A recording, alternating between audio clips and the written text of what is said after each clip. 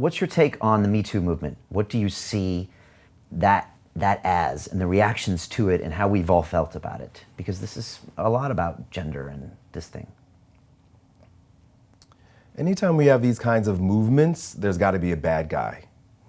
And when the bad guy is men, that's all of us, you know? So now we've got people coming out from everywhere pointing to men being bad guys, you know, demons. So it's not to say that what's happened to some of these women is right, but now it's just creating more division. You know, it doesn't create unity, it doesn't create healing, it creates division.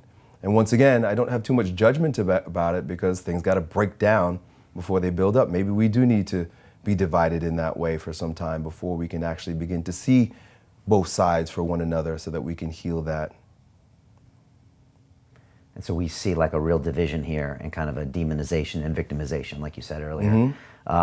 Obviously there's some events, and we kind of have to deal with the crimes in these events. Yeah. But to try to alienate an entire gender is kind of dangerous in itself.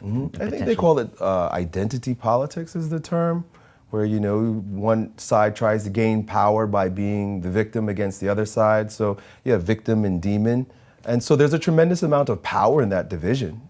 You know, there's power gained by it, but then also a lot is lost. It's also dangerous being the victim, right? I mean, it has a lot of short-term gains, but it has a lot of long-term downside. Yeah, there's definitely a downside. Because it kind of changes the way, it takes your power away, doesn't it? Yeah, being a victim. right. I mean, I'm sure you don't teach men to be victims in anything you do. We got to all take responsibility.